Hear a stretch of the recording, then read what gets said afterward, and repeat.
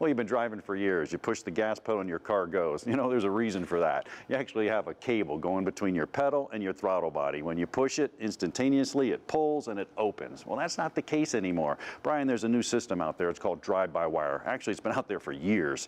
And what's happening here is you have an accelerator pedal position sensor right there, and it's a potentiometer. It's just sending a signal. You have no connection to the actual throttle body itself. It runs through a computer, and when it does that, the computer then runs a stepper motor over here, and it opens up your throttle body. Now, Brian, with that system comes a lot of lag. I mean, you push that pedal, it takes a minute for all that thought process to happen to open that throttle body. Yeah, and that's where the Sprint Booster version 3 comes in. So what Sprint Booster has done is developed a product that is right here. That's actually what you're looking at. The Sprint Booster is effectively a jumper cable, if you will, that attaches directly to the throttle pedal, connects into the wiring harness of the vehicle. The same plug that was on this pedal, it accepts that.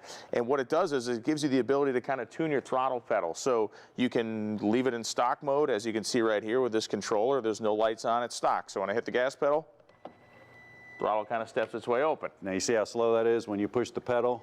It's taken a while. It's got to go through the accelerator pedal, the computer decides when to open it, and the manufacturer builds that in. You know, they don't want to tear up their cars. They don't want that throttle open, and they don't want you doing those burnouts and stuff. So this is huge. Yeah, we like performance, and it's helped more fun, responsive driving. So now we can actually activate the unit here.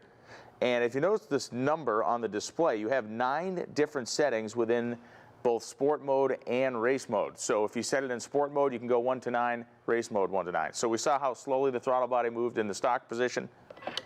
Noted it's quicker there in sport mode. Much faster, but not yet instantaneous. Now watch this. We go to race mode.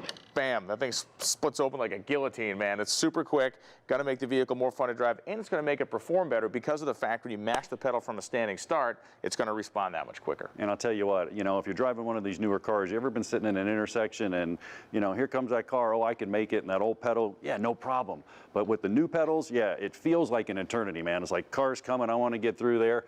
That's what used to happen with the actual cable. Sure. You hit it, it would happen. When you feel that, it's like, oh boy. Super easy install. We're actually gonna put the, put the Sprint Booster in this Toyota pickup truck behind us and give you a real-world test to show you exactly how quick this baby gets on the street from going stock and then adding the Sprint Booster. And the install is nothing to it. I mean, it's a plug and play. What you really want to do is you want to open up the doors, wait about 10 minutes, key off. That powers down the ECU, then plug it in, fire it up, and you're good to go. Set the mode you want to go in. You also have valet mode. And you can also set it where, you know, you can get in there and it doesn't do anything at all, lockout mode. So it's really cool. So let's hit the test drive. Let's do it.